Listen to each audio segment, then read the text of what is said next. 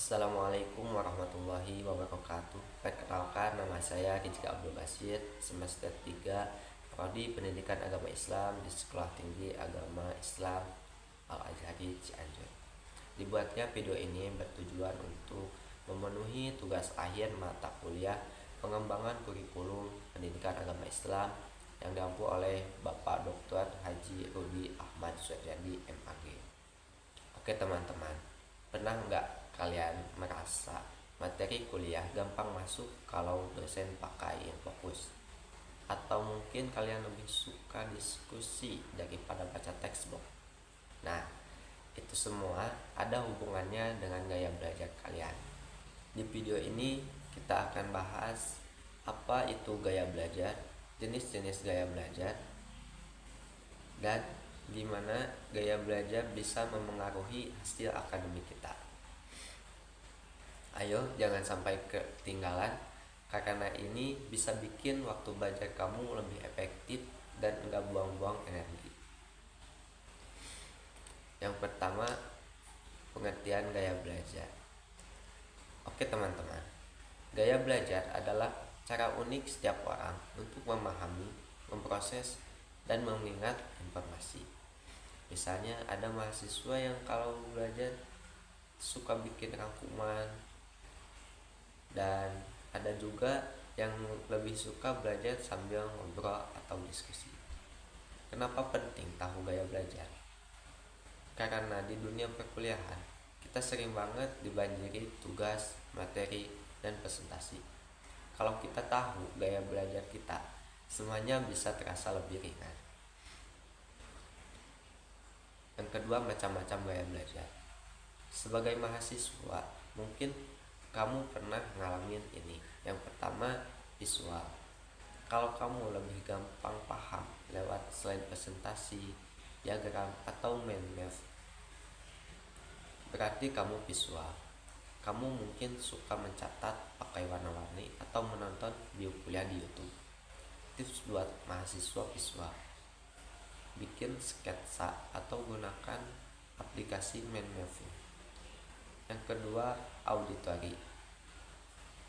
Kamu suka rekaman kuliah dosen, belajar dari podcast, atau diskusi kelompok.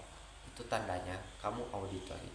Tips buat mahasiswa auditory: coba rekam kuliahmu atau baca catatanmu dengan suara keras. Yang ketiga, kinestetik. Kamu yang kinestetik biasanya nggak betah duduk lama di kelas. Belajarnya lebih suka sambil praktik atau eksplorasi langsung. Tips buat kamu: coba belajar sambil jalan-jalan di taman atau bikin prototipe langsung untuk tugasmu. Pertanyaan buat kamu: kira-kira gaya belajar kamu masuk kemana nih? Atau mungkin kamu gabungan dari semuanya? Coba tulis di kolom komentar. Yang ketiga, dampak gaya belajar terhadap performa mahasiswa. Sebagai mahasiswa, kita punya banyak tantangan seperti ujian, tugas akhir, presentasi, dan banyak lagi. Tapi kalau kamu tahu gaya belajar kamu, ada 3 keuntungan besar yang bisa kamu dapat. Yang pertama, efisiensi waktu. Belajar sesuai gaya belajar bikin kamu nggak perlu terlalu lama memahami materi. Yang kedua, meningkatkan fokus. Kalau metodenya cocok, belajar jadi lebih menyenangkan dan kamu nggak gampang terdistraksi. Yang terakhir, hasil akademik yang lebih baik.